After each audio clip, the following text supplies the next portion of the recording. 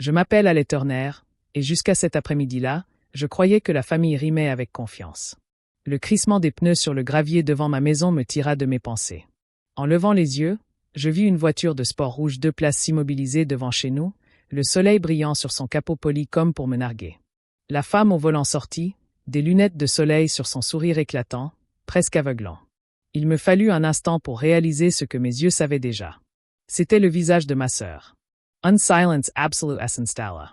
Les clés de la voiture tintèrent dans sa main tandis que mon téléphone vibrait dans ma poche. Inutile de regarder, je savais ce que c'était. Une notification de notre compte épargne commun.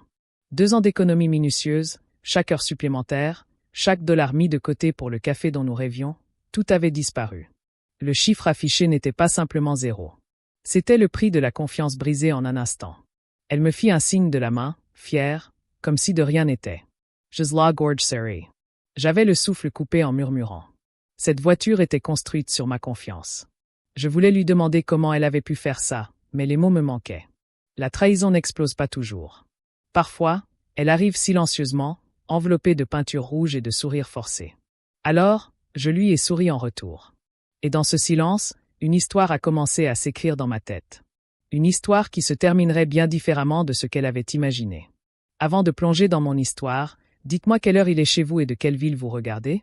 Je veux voir où cette histoire en est. 2 ans plus tôt, tout a commencé par une promesse. Je me souviens encore du bruit de la pluie ce matin-là, quand le médecin de maman est sorti de la chambre en secouant la tête. Rien ne vous prépare au silence qui suit un dernier adieu. Après les funérailles, la maison me paraissait trop grande et trop silencieuse. Je voulais combler ce vide avec quelque chose qui la garderait près de moi. C'est alors que ma sœur Clara m'a suggéré d'ouvrir un petit café dans le centre d'Asheville, un endroit embaumé de l'odeur des brioches à la cannelle et de la chaleur que maman dégageait toujours. Elle appelait ça notre 2e maison. Un instant, j'ai ressenti une lueur d'espoir. Assise à la table de la cuisine, nous griffonnions des plans sur des serviettes. Les idées de Clara fusaient plus vite que je ne pouvais les noter. Elle rêvait de fresques, de musique en direct et de café importé de grande qualité. Moi, je voulais des chiffres réalistes, un loyer abordable et une entreprise viable. Elle me trouvait trop sérieuse. Je la traitais de rêveuse. Finalement, nous nous sommes serrés la main, promettant de la construire ensemble, quoi qu'il arrive. Pour concrétiser ce projet, nous avons ouvert un compte épargne commun à la banque du coin. J'y déposais la majeure partie de mon salaire de l'agence de design où je travaillais, tandis que Clara y contribuait avec son emploi à temps partiel dans une boutique. C'était inégal, mais peu m'importait. C'était ma sœur, et j'avais confiance en elle. Chaque mois, nous y mettions un peu plus d'argent, voyant notre solde augmenter, comme la preuve que nous pouvions accomplir quelque chose d'important ensemble. Un soir, papa, qui habitait toujours en périphérie de la ville, est venu nous rendre visite et nous a trouvés en pleine dispute à propos du prix des machines à café. Il a juste souri et dit « L'argent révèle qui nous sommes, les filles. Ne laissez pas l'argent éprouver votre amour. » On a ri, en lui promettant de ne jamais se disputer pour de l'argent. À l'époque, j'y croyais vraiment. Les mois ont passé et les habitudes de Clara ont commencé à révéler des failles dans notre plan parfait. Elle achetait de nouveaux vêtements pour Brandimage, passait ses week-ends à Atlanta à développer son réseau et revenait avec des histoires de gens rencontrés qui pourraient un jour investir. Je gardais les reçus, les comparant à nos économies, faisant comme si les comptes étaient toujours bons. Quand j'en parlais, elle balayait la question d'un revers de main en me serrant dans ses bras et en me disant « Détends-toi, Ale. Ça fait partie du processus. Tu t'inquiètes trop. » Peut-être avait-elle raison. Ou peut-être que je voulais juste la croire. Le deuil a cette capacité de nous pousser à nous accrocher à tout ce qui nous rappelle notre famille. Alors j'ai détourné le regard quand elle a de nouveau utilisé la carte. Je me suis persuadé qu'elle savait ce qu'elle faisait. Chaque fois que je me connectais au compte, je me répétais que nous étions toujours sur la bonne voie. Pourtant, quelque chose dans son sourire lorsqu'elle parlait de l'avenir me mettait mal à l'aise. Ce n'était pas le sourire de quelqu'un qui construit quelque chose avec vous. C'était le sourire de quelqu'un qui fonce tête baissée sans se retourner. Je me disais que c'était juste mon anxiété qui parlait. Après tout, c'était ma sœur et nous nous étions promis une confiance absolue. La première vraie fissure est apparue à Noël cette année-là. J'ai trouvé un reçu glissé entre les pages d'un livre de cuisine, attestant d'un achat sans aucun rapport avec notre café, nos billets pour un festival de musique. Un sac de marque, un week-end dans un complexe hôtelier à Miami. Je suis restée assise là, fixant le papier jusqu'à ce que l'encre devienne floue. La confrontation me pesait sur la gorge, mais j'ai ravalé ma salive. Il était plus facile de croire au rêve que d'affronter la vérité. Au printemps, Nous avons complètement cessé de parler du café. Elle a dit que ce n'était pas le bon moment. Je n'ai rien dit. Le compte est resté ouvert, l'argent intact pendant un certain temps. Mais au fond de moi, je sentais que quelque chose changeait. Les promesses, comme les économies, perdent de leur valeur lorsqu'une seule personne les alimente. Et même si je ne le savais pas encore, la promesse née de l'espoir se transformait déjà en une dette que je n'oublierai jamais. Un vendredi pluvieux, mon téléphone vibra, une alerte bancaire. J'étais au bureau, en train de finaliser un projet, quand la sonnerie de mon téléphone perça le bruit de la pluie. J'ai failli l'ignorer jusqu'à ce que je voie l'objet, activité inhabituelle sur le compte. Mon cœur s'est emballé. Le compte épargne du café n'était pas censé avoir bougé. Nous n'y avions pas touché depuis des mois, mais en ouvrant le courriel, le solde s'affichait. À peine quelques euros. J'ai cligné des yeux, certaine qu'il s'agissait d'une erreur. 2 ans de travail ne pouvaient pas disparaître du jour au lendemain. J'ai immédiatement appelé la banque, les doigts tremblants, en composant le numéro de compte. Une femme à la voix calme m'a demandé de confirmer mon identité. Puis elle a dit, « Le retrait a été effectué hier dans une agence locale. Le nom indiqué est Clara Turner. » J'ai eu la gorge sèche. Je lui ai demandé de répéter, espérant avoir mal entendu, mais elle a répété. « Même ton calme, même non. Ma sœur aînée. » Le bureau m'a soudain paru trop petit, l'air trop lourd. J'ai fermé mon ordinateur portable et je suis rentré chez moi sous une pluie battante, chaque feu rouge paraissant plus long que le précédent. Des questions se bousculaient dans ma tête. Peut-être y avait-il une urgence. Peut-être avait-elle besoin de cet argent pour quelque chose d'important. Je voulais y croire. En arrivant dans l'allée, la vérité m'a frappé de plein fouet avant même que je ne sorte de la voiture. La voiture de Clara avait disparu. Mais sur mon téléphone, ses réseaux sociaux ont raconté la suite. Une nouvelle publication. Une voiture de sport rouge vive 2 places garée devant la concession, avec la légende « Enfin la voiture de mes rêves ». Le travail paie. J'ai eu un haut le cœur. Ce n'était pas du travail. C'était notre café. Nos nuits blanches à planifier chaque sacrifice. Tout s'a transformé en argent et mis de côté pour des likes. Quand elle est entrée plus tard, ses talons claquant sur le sol, elle rayonnait, sans la moindre trace de culpabilité. Je suis resté dans la cuisine, mon téléphone à la main. « Tu as utilisé nos économies ?» ai-je dit d'une voix basse mais assurée. Elle a haussé les épaules. « Détends-toi, allez. Je te rembourserai quand les choses se seront calmées. » Me rembourser. Ces mots avaient un goût amer. Cet argent était censé être pour nous deux, pour le café de maman. Elle a ri légèrement. « Tu en fais tout un drame. C'est toujours notre rêve. Juste un peu retardé. Et puis, tu te débrouilles bien. Tu peux recommencer à économiser. » Quelque chose en moi s'est brisé. Pas à cause de l'argent, mais à cause de la facilité avec laquelle elle l'a balayé d'un revers de main, comme si la confiance pouvait être remplacée comme de l'argent liquide dans un tiroir. Je l'ai regardée se servir un verre, fredonnant, complètement inconsciente que je mémorisais chaque détail. Le ton de sa voix, le reflet de ses nouvelles clés de voiture sur le comptoir, l'odeur de pluie imprégnait sa veste. Elle pensait que le silence signifiait la reddition. Mais dans ce silence, quelque chose a changé en moi. J'ai compris que la confrontation ne changerait rien. Clara n'écoutait jamais quand elle avait tort. Elle sentait encore plus. Alors, j'ai fait ce que j'avais toujours fait de mieux. Je suis resté calme et j'ai commencé à réfléchir. Ce soir-là, pendant qu'elle publiait une autre photo de son nouveau départ, j'ai ouvert mon ordinateur portable et j'ai commencé à tout documenter. Rika's Transactions Hoardadages. Je n'ai parlé à personne, pas même à papa. La confiance était déjà trop fragile pour risquer une autre conversation. La maison était silencieuse, hormis le bourdonnement du réfrigérateur et le cliquetis de mon clavier. Je n'ai pas pleuré. C'était inutile. Les larmes ne ramèneraient pas ce qui était perdu. Il ne s'agissait plus d'argent. Il s'agissait d'apprendre qui était vraiment ma sœur. À minuit, j'avais un dossier plein de preuves et un calme que je n'avais pas ressenti depuis des semaines. Clara avait peut-être pris les économies, mais elle n'avait aucune idée de ce qu'elle avait éveillé en moi. La confiance, une fois brisée, ne guérit pas, elle se transforme. Et ce soir-là, j'ai arrêté. Être sa sœur indulgente était devenu tout autre chose. Une personne qui prend des notes avant de frapper. Dimanche matin, l'orage était passé, mais le silence qui suivit était pesant. Assise près de la fenêtre de la cuisine, je regardais le ruisselet de l'avant-toit et je réalisais que quelque chose avait changé en moi. Je ne voulais plus crier ni pleurer. Je voulais y voir clair. Alors, j'ouvris mon ordinateur portable et me mis à lire tout ce que je pouvais sur les comptes joints, les droits de propriété et le droit civil. Plus je lisais, plus c'était clair. Ce que Clara avait fait n'était pas seulement une trahison. C'était un vol. Mon nom figurait sur ce compte. La moitié de cet argent m'appartenait, et j'étais parfaitement en droit d'agir. À midi, j'appelai un vieil ami de la fac, Colin Brox, devenu avocat à Asheville. Nous n'avions pas parlé depuis des années, mais quand il décrocha, sa voix était la même, posée et bienveillante. « Allez Turner, dit-il, surpris. Ça fait longtemps. Qu'est-ce qui se passe ?»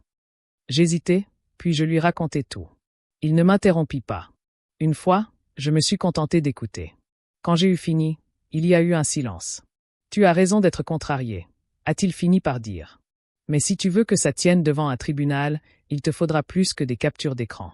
Rassemble tous les relevés, les historiques de communication, les preuves de copropriété. » Ce soir-là, j'ai imprimé tous les documents que j'avais collectés et je les ai rangés dans des dossiers. Mon bureau ressemblait à un tableau d'enquête. Chaque page était un morceau de ce que Clara avait pris. Pour la première fois, je ne me sentais plus impuissante. Je me sentais prête. La semaine suivante, Clara m'a à peine adressé la parole. Quand elle le faisait, c'était généralement pour me reprocher d'être radine. « Tu as toujours été avare, allez, a-t-elle dit un jour au petit déjeuner, en sirotant son café avec un sourire narquois. C'est peut-être pour ça que tu ne profites jamais de la vie. » Je n'ai pas répondu. Il n'y avait plus rien à dire qui n'aurait pas aggravé les choses. Elle interprétait mon silence comme une faiblesse, mais c'était de la discipline. Papa a appelé quelques jours plus tard. Sa voix portait cette douceur fatiguée que je connaissais trop bien. « Allez, m'a-t-il dit, j'ai entendu dire que toi et Clara ne vous parlez plus. Laisse-la trouver sa propre voie. Elle finira par changer d'avis. » J'avais envie de lui dire que non. Que certaines personnes n'apprennent qu'après avoir tout perdu. Mais j'ai ravalé mes mots. Il avait toujours cru qu'il fallait laisser aux gens l'espace nécessaire pour se reconstruire. Je savais maintenant que c'était faux. J'ai cessé de l'appeler ma sœur à cette époque. Pour moi, elle n'était plus que Clara, quelqu'un qui avait franchi la ligne rouge et qui se tenait fièrement du mauvais côté. Chaque fois que je voyais sa voiture dans l'allée, rutilante et impeccable, je me sentais de moins en moins proche de la personne au volant. Au travail, je suis devenue plus silencieuse. Mes collègues pensaient que j'étais simplement fatiguée, mais intérieurement, un plan se formait, clair, précis, inébranlable. Plus je prenais de la distance, plus mes idées étaient claires. J'ai compris que la vengeance n'avait pas besoin de cris ni de chaos. Elle avait besoin de précision. Lorsque Colin et moi nous sommes retrouvés pour un café en ville le samedi suivant, il a jeté un coup d'œil à mon dossier de preuves. « Tu as déjà fait le plus gros du travail, » a-t-il dit en feuilletant les pages. « Ce sera simple. Déposez une plainte au civil. Ne la prévenez pas. Ne négociez pas. Déposez simplement la plainte. » Son calme rendait la chose simple, presque formelle. J'ai signé les papiers cet après-midi-là, les mains fermes. Pour la première fois depuis des semaines, j'ai dormi toute la nuit. Pas d'explosions, pas de disputes, pas d'alarmes, just the silence. C'est le propre de certaines guerres. Elles ne se déroulent pas sur les champs de bataille ni à voix haute. Elles se déroulent en silence, dans des décisions prises calmement, dans un nom signé soigneusement sur une ligne qui dit « C'est fini, tu ne pardonnes plus ». Le lundi matin, les papiers étaient déposés. Clara pensait encore être en train de gagner, mais les guerres comme celle-ci ne se gagnent pas dans le bruit. Elles se gagnent avec patience. Un mois plus tard, nous nous sommes retrouvés de part et d'autre d'un banc en bois. La salle d'audience du centre-ville d'Asheville était plus petite que je ne l'avais imaginé. Des murs nus, un air froid et une légère odeur de vieux papier. Le clic du stylo du greffier résonnait dans le silence pendant que nous attendions le juge. Clara était assise en face de moi, élégamment vêtue d'un blazer crème, les cheveux parfaitement coiffés. Elle semblait davantage se rendre à une réunion qu'à une audience. Colin était assis à côté de moi, imperturbable comme toujours, feuilletant notre dossier. Lorsque le juge entra dans la salle, il se leva. Mon pouce accéléra, non par confiance, mais par épuisement. Il ne s'agissait plus de gagner, mais d'en finir. Colin commença par présenter les pièces. Il parlait distinctement, expliquant au juge chaque relevé bancaire, chaque retrait portant la signature de Clara. Le silence régnait dans la salle, hormis le bruissement des papiers. « Votre honneur, dit-il. Ma cliente, Madame Turner, et la défenderesse ont ouvert un compte d'épargne joint à parts égales. Les retraits effectués par Madame Clara Turner l'ont été sans consentement mutuel, violant ainsi le principe légal d'autorisation conjointe prévu par la loi de l'État. » L'avocat de Clara se leva, ajustant sa cravate d'une voix posée. « Votre honneur, il ne s'agit pas d'un litige commercial. C'est une affaire familiale entre deux sœurs. Les familles fonctionnent sur la confiance, pas sur les contrats. Mademoiselle Clara n'a pas agi par malveillance. Elle a simplement utilisé les fonds communs dans le cadre de ce qu'elle estimait être son droit. » Le juge se tourna vers Clara. « C'est bien cela ?»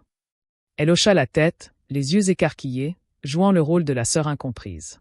Nous sommes de la famille, pas des associés, dit-elle doucement. Je n'aurais jamais cru qu'elle irait aussi loin. Colin se pencha en avant, calme mais ferme. Votre honneur, un compte joint implique un consentement conjoint.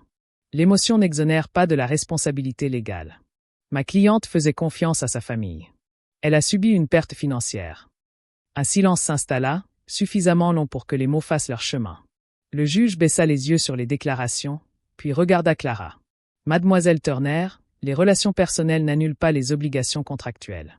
Vous avez retiré 22 000 $ sans l'autorisation écrite du cotitulaire. Ce retrait est illégal. Vous êtes tenu de rembourser l'intégralité de cette somme sous 60 jours. Le tribunal inscrira également une hypothèque sur le véhicule acquis avec ses fonds jusqu'au remboursement complet de la dette. Ces mots résonnèrent comme un verdict silencieux. Le sourire de Clara s'estompa légèrement. Pour la première fois, sa confiance vacilla. Son avocat tenta de reprendre la parole, mais le juge leva la main. Affaire classée. Le verdict tomba, sec et définitif. Colin ramassa nos papiers sans un mot. Debout, il me regarda. « Tu as bien fait » dit-il doucement. J'acquiesçai, mais sans éprouver de satisfaction.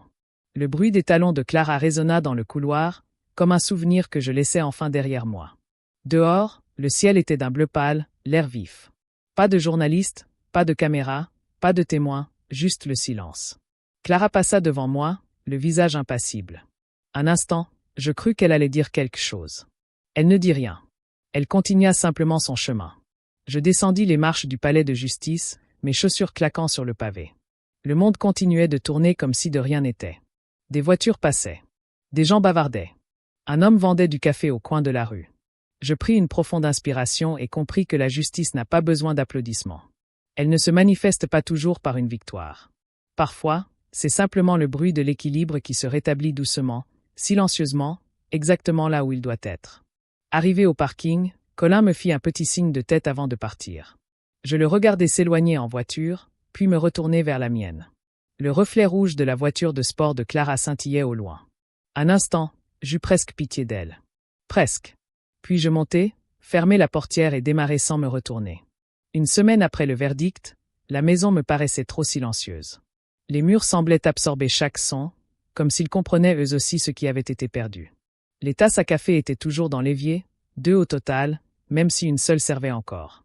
Clara avait fait ses valises 3 jours après le jugement. Pas un mot, pas d'excuses, même pas un au revoir. La pièce qu'elle avait jadis emplie de rire sentait maintenant la poussière et l'air immobile. J'ai traversé le couloir qui résonnait autrefois de nos conversations et n'y ai trouvé que le silence. Evan est passé ce dimanche-là. Il paraissait plus vieux que dans mon souvenir, les épaules affaissées, le regard voilé d'une tristesse plus profonde que la simple déception. Il s'est assis à la table de la cuisine, caressant le bord de sa tasse du bout des doigts avant de parler. « Tu as fait ce que tu avais à faire », a-t-il dit doucement. Mais parfois, faire ce qui est juste ne semble pas juste. Je n'ai pas répondu. Il n'y avait rien à dire qui n'aurait pas rouvert la plaie. Après un moment, il a soupiré, comme s'il se débarrassait d'un poids qui pesait sur sa poitrine depuis des années. « Le respect n'est pas plus fort que les liens du sang », a-t-il murmuré, fixant la fenêtre où la pluie recommençait à tomber. Les mots résonnèrent entre nous comme une vérité trop simple pour être ignorée. Cet après-midi-là, je suis monté vider la chambre de maman. Son parfum imprégnait encore légèrement les vieux rideaux, et ses carnets, jaunis par le temps, reposaient sur la table de chevet. J'en ai ouvert un égi et trouvé une phrase qu'elle avait écrite des années auparavant. La paix commence au moment où l'on cesse d'exiger justice des autres. Mes doigts ont caressé son écriture douce et tremblante. Pour la première fois depuis des semaines, je me suis laissé aller aux larmes. Non pas pour l'argent, non pas pour Clara, mais pour le silence qui s'était installé entre ce que nous étions et ce que nous étions devenus. Plus tard dans la soirée, Talia est apparue sur le pas de la porte. J'ai été surprise. Elle venait rarement depuis son déménagement à Atlanta. Elle a parcouru la maison du regard avec une douce nostalgie avant de s'asseoir à côté de moi sur la balancelle. « J'ai entendu parler de l'affaire », a-t-elle dit. J'ai hoché la tête, toujours incapable de trouver les mots justes. « Tu as fait ce que tu croyais juste », a-t-elle poursuivi. Mais souviens-toi, la paix vaut plus que la vengeance. Son ton était dénué de jugement, empreint d'une sagesse empreinte de lassitude. Le vent souleva ses cheveux et, un instant, nous restâmes assis en silence, bercés par le chant des cigales. Quand elle partit, elle me serra dans ses bras plus fort que jamais. Ce soir-là, je pris ma décision. La maison était devenue un musée d'objets qui ne m'appartenaient plus. Des voix, des souvenirs, des échos de ce que nous avions été. J'appelai un agent immobilier le lendemain matin. Le mercredi, un panneau « à vendre » était planté dans le jardin. Déballer les cartons pris des jours. Chaque boîte que je fermais me donnait l'impression de clore un chapitre dont j'ignorais l'existence. Derrière le comptoir du café, je retrouvais de vieilles photos de Clara et moi, le visage illuminé. Nos sourires, larges et authentiques. Je les contemplais plus longtemps que je ne l'aurais voulu. Puis, au lieu de les ranger dans un carton, je les glissais dans un tiroir. Certaines choses n'ont pas besoin de voyager. Lors de ma dernière nuit à Asheville, je me tenais près de la fenêtre tandis que le crépuscule enveloppait la rue. La voiture rouge avait disparu, l'allée était vide. Pour la première fois, je ne ressentis ni colère ni pitié, juste un vide, un silence pur. Le lendemain matin, j'ai verrouillé la porte d'entrée et glissé la clé sous le paillasson. Ma voiture était déjà chargée. En m'éloignant, la maison s'est éloignée dans le rétroviseur jusqu'à disparaître derrière les arbres. Je n'ai pas pleuré. Je n'ai pas souri non plus. J'ai simplement respiré calmement et profondément tandis que la route serpentait vers l'inconnu. Parfois, la paix intérieure ne s'installe ni par les mots ni par les excuses. Elle s'installe en partant sereinement, définitivement, sans se retourner. 3 mois plus tard, j'ai ouvert la porte d'une petite boutique sur la rue principale. La clé tournait difficilement dans la serrure, comme si elle n'avait pas servi depuis des années, alors qu'elle était neuve. L'enseigne au-dessus de la porte indiquait « Café de place, pain de lettres crème douce que j'avais peinte moi-même la veille ». Le nom me semblait juste. De place, car toutes les tables n'ont pas besoin d'être bondées, et toutes les histoires n'ont pas besoin d'un public. L'espace était petit, juste assez grand pour 8 tables, un comptoir et l'odeur d'espoir imprégnée de café torréfié. J'avais trouvé l'endroit grâce à une vieille annonce immobilière et j'avais signé le bail à mon nom, avec mes propres fonds et ma propre signature. Il n'y avait plus de créneau, et cette prise de conscience ne m'a pas autant affecté que je l'avais imaginé. Chaque matin, j'ouvrais à 6 heures. La clochette au-dessus de la porte tintait doucement à chaque entrée, et la lumière du soleil inondait la pièce par la grande fenêtre, projetant des carrés dorés sur le parquet usé. Je préparais chaque tasse moi-même, je tenais la comptabilité, j'avais appris le rythme des dépenses, des bénéfices et de la patience.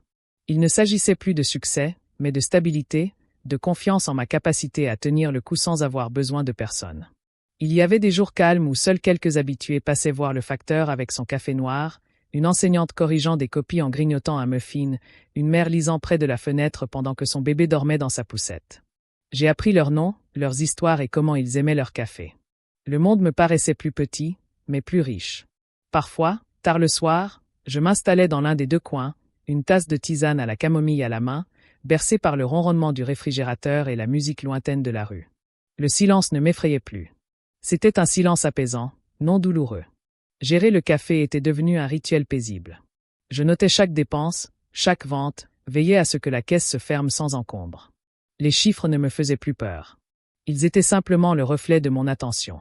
Chaque reçu, chaque paiement était une promesse que je me faisais à moi-même, et non à quelqu'un d'autre. Un mardi après-midi, alors que la pluie traçait des sillons argentés sur la vitrine, mon téléphone vibra. C'était un courriel d'une vieille amie d'Asheville. L'objet était « Tu devrais le savoir ». Je l'ouvris et restai figé un instant. Clara y lisait qu'elle avait perdu son emploi dans l'agence de design. Sa voiture, celle pour laquelle elle s'était battue, lui avait été saisie la semaine précédente. Il n'y avait aucun message de Clara elle-même, juste un lien vers une publication qu'elle avait supprimée plus tard dans la journée. Une photo d'une allée vide et la légende « Un nouveau départ ». Je suis resté. Assise là longtemps, la pluie caressant doucement la vitre, l'odeur du café encore présente. Mes mains ne tremblaient pas. Ma poitrine ne se serrait pas. Il n'y avait ni triomphe, ni satisfaction, juste le calme. Je regardais par la fenêtre les voitures qui passaient, les inconnus pressés sous leur parapluie, et je me suis murmuré. La vie finit toujours par rétablir l'équilibre. Ce soir-là, j'ai fermé le café plus tard que d'habitude. Les lumières à l'intérieur brillaient doucement dans la rue sombre. J'ai essuyé le comptoir une dernière fois, verrouillé la caisse et suis sorti. L'air frais portait les effluves de pluie et de café torréfié, se mêlant en une atmosphère de sérénité. En refermant la porte derrière moi, le reflet sur la vitre a capté mon visage, non pas celui de la femme fatiguée d'il y a des mois, mais celui d'une personne stable, ancrée, qui s'était reconstruite en silence. Certaines fins ne laissent pas d'écho. Elles se dissolvent dans des commencements si doux qu'on en oublie presque le son. 6 mois plus tard, j'ai compris que la paix ne s'installe pas dans le bruit. Elle se dépose doucement, comme la poussière après une longue tempête. L'air était plus léger ce matin-là, sur le chemin du retour vers Asheville. Un bouquet de lys blancs reposait sur le siège passager. La route serpentait entre de douces collines, à la fois familières et lointaines. Une beauté qu'on ne perçoit que lorsque le cœur s'apaise enfin. Au cimetière, l'herbe était fraîchement coupée. Je me suis agenouillé devant la tombe de maman, j'ai essuyé la terre qui recouvrait son nom et j'ai déposé délicatement les fleurs à sa base. La pierre était fraîche sous mes doigts. J'ai réussi, maman, ai-je murmuré, même si je ne savais plus vraiment ce que cela signifiait. Gagner, aller de l'avant, ou simplement survivre avec dignité. Une brise a soulevé mes cheveux et, un instant, j'ai presque cru entendre sa voix, cette force tranquille qui m'avait soutenu à chaque chute. Plus tard dans l'après-midi, je suis passé chez Evan. Il taillait les petits rosiers près de son porche, en fredonnant. Quand il m'a vu, son regard s'est adouci comme celui d'un père quand il n'est plus inquiet. « Tu as changé » dit-il avec un demi-sourire. « Tu as l'air différente. » Je lui ai souri en retour. Peut-être avais-je enfin compris. Il a hoché la tête, sans me demander ce que je voulais dire. Certaines leçons n'ont pas besoin d'être verbalisées. Ce soir-là, je suis rentré dans mon petit appartement au-dessus du café. L'odeur du café torréfié remontait à travers le plancher, enveloppant la pièce d'une douce chaleur. Mon ordinateur portable a émis un signal sonore. C'était un courriel de Clara. L'objet était « Je suis désolé ». Le message était court. J'avais eu tort. J'espère que tu vas bien. Je l'ai longuement dévisagé. Puis j'ai fermé l'ordinateur sans répondre. Au lieu de cela, j'ai pris mon journal et j'ai écrit une seule phrase. Certaines dettes ne se remboursent pas avec de l'argent. Le lendemain matin, j'ai ouvert le café tôt. La lumière du soleil inondait le comptoir, caressant les 2 chaises vides près de la fenêtre, là où tout avait commencé. Je me suis versé une tasse de café, je me suis assise et j'ai regardé la ville s'éveiller. Elle a acheté sa liberté avec mes économies. J'ai trouvé la paix grâce à sa leçon. Merci d'avoir écouté jusqu'au bout. Si vous avez déjà été confronté à la trahison au sein de votre famille, partagez votre histoire ou vos réflexions dans les commentaires. Je les lis tous personnellement. Que auriez-vous fait à la place d'Alay? J'aimerais beaucoup connaître votre avis. N'oubliez pas d'aimer, de partager et de vous abonner pour découvrir d'autres histoires vraies et touchantes qui explorent le véritable prix de la confiance.